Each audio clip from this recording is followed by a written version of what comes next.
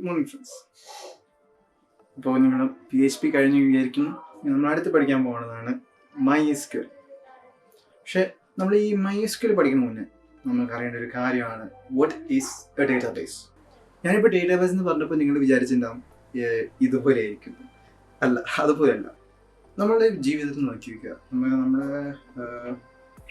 നമ്മുടെ സറൗണ്ടിങ്സിൽ കുറേ ഡേറ്റാബേസ് ആയിട്ട് ഇരിക്കുന്നുണ്ട്. ഫോർ എക്സാമ്പിൾ, നമ്മുടെ അമ്മമാർ കിച്ചണിൽ പോയി കഴിഞ്ഞാൽ എല്ലാം പൊടികൾ സ്ഥലത്ത് വെക്കുന്നുണ്ട്. ഒരു കാറ്റഗറൈസ്ഡ് ഓണർ എവിടെയാണ് സാധനം എവിടേക്ക് എന്നുണ്ട്.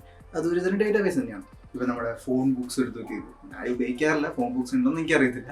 പക്ഷേ ഫോൺ ബുക്സ് എടുത്ത് നോക്കി വെക്കുക, അതിനകത്തും ആൾക്കാർ ഉപയോഗിക്കുന്നവരുണ്ടാവും. അതിനകത്ത് കാറ്റഗറൈസ് ഏത് സ്ഥലത്താണ്, ഏത് വകയിലാണ്, താലൂക്ക് ഏതാണ് അത് എന്നൊക്കെ പറഞ്ഞിട്ട് ഒരു ഓർഡറിൽ അറേഞ്ച് ചെയ്ത് വെക്കുന്നുണ്ട്, കണ്ടിട്ടില്ലേ? അതൊരു ഡേറ്റാബേസ് ആണ്.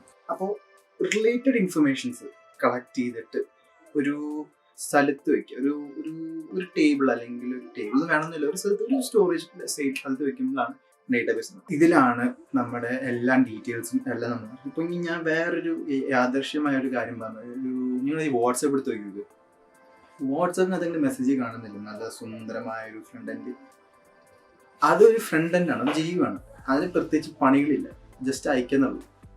അതിൻ്റെ ബാക്കിലിരിക്കുന്നത് രണ്ട് ഡേറ്റാബേസസ് എന്ന് പറഞ്ഞൊരു സംഭവമുണ്ട് വാട്സാപ്പിൻ്റെ ബാക്കിനകത്ത്. അതിനകത്ത് ഈ ഡേറ്റാസ് അതിനകത്ത് സ്റ്റോർ ചെയ്ത് വെക്കും. അപ്പം നമ്മളെ കാണുമ്പോൾ നമ്മൾ അയക്കുമ്പോൾ ഈ മെസ്സേജസ് ഒക്കെ നേരെ അവിടെ കിടക്കുന്നുണ്ടാവും. അപ്പം നമ്മൾ ഡേറ്റാബേസ് എന്ന് അറിഞ്ഞു. ഇനി നമ്മൾ പഠിക്കാൻ പോകുന്നതാണ് MySQL. അപ്പോൾ നമ്മളിപ്പോൾ ചിന്തിക്കും, നമ്മുടെ MySQL പഠിക്കുമ്പോൾ നമ്മളിപ്പോൾ ചിന്തിക്കും, എന്തുകൊണ്ട് നമ്മൾ MySQL മാത്രം പഠിക്കുന്നത്? വേറെ പല സോഫ്റ്റ്വെയർസ് ഉണ്ടല്ലോ, MS Access ഉണ്ട്, Oracle ഉണ്ട്, പല കാര്യങ്ങളൊക്കെ ഉണ്ട്. എന്തുകൊണ്ട് നമ്മൾ ഇത് MySQL ഉപയോഗിക്കും? കാരണം MySQL ഓപ്പൺ സോഴ്സ് ആണ്. ഓപ്പൺ സോഴ്സ് എന്ന് പറഞ്ഞാൽ it's free to use and source code available ആണ്. Anyone can make a different application or a different database management software with the same source code or a different source code if they prefer. അപ്പോൾ ആ വഴി കൂടെ നമുക്ക് അതുകൊണ്ട് നമുക്ക് easy എല്ലാവർക്കും കിട്ടണ അവൈലബിലിറ്റി ഇസ് സെക്യൂർ. കാരണം ഇത് എല്ലാവർക്കും കിട്ടാൻ പറ്റണതാണ് ഈ MySQL എന്ന് പറയുന്നത്.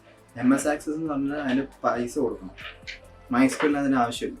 സോ MySQL കണ്ടുപിടിച്ച ആരാണ്? മൈക്കിൾ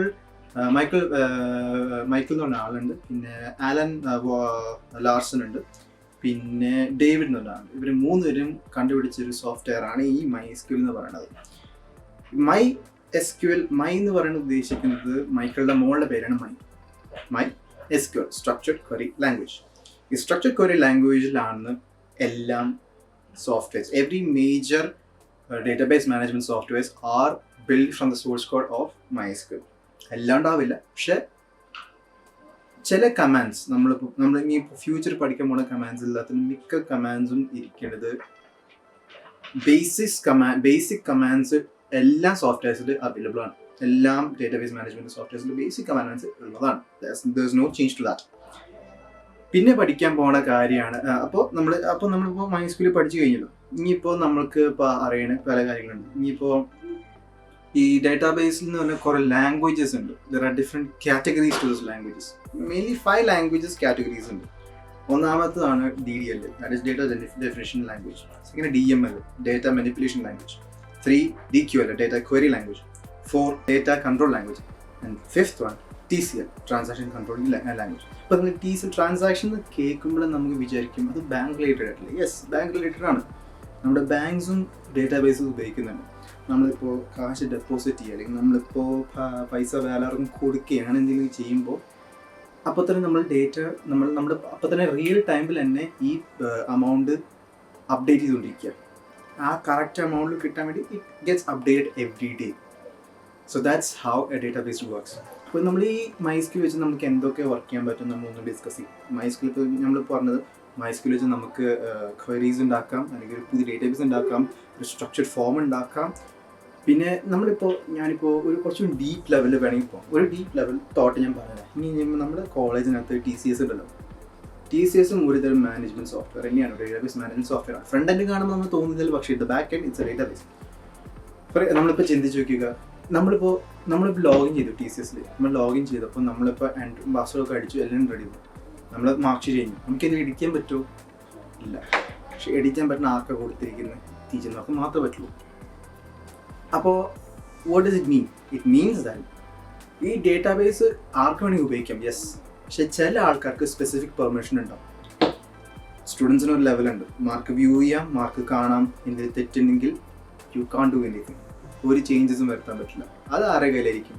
ടീച്ചർമാരുടെ കയ്യിലായിരിക്കും. ചിലപ്പോൾ ടീച്ചർമാർക്ക് ഒരു പ്രാവശ്യം എഡിറ്റ് ചെയ്യാൻ പറ്റുള്ളൂ, പിന്നെ എഡിറ്റ് ചെയ്യണമെങ്കിൽ ആരുടെ അടുത്ത് പോവാം? അഡ്മിനിസ്ട്രേറ്റർ അല്ലെങ്കിൽ പ്രിൻസിപ്പൽ ലെവലിൽ പോകും. അതാണ് ഏറ്റവും ഹയസ്റ്റ് ടോപ്പ്. അവരുടെ നിന്നാണ് കമാൻഡ് ഫ്ലോ ചെയ്യുന്നത്. അഡ്മിനിസ്ട്രേറ്റർ ആണ് എല്ലാ സെക്ടേഴ്സും നോക്കുന്നത്.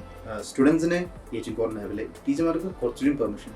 But administrator has all the permissions. പെട്ടെന്ന് ചെയ്യാൻ പറ്റും, പെട്ടെന്ന് എല്ലാം ചെയ്യാൻ പറ്റുന്ന പെർമിഷൻ കൊടുക്കുന്നത് ആരാ?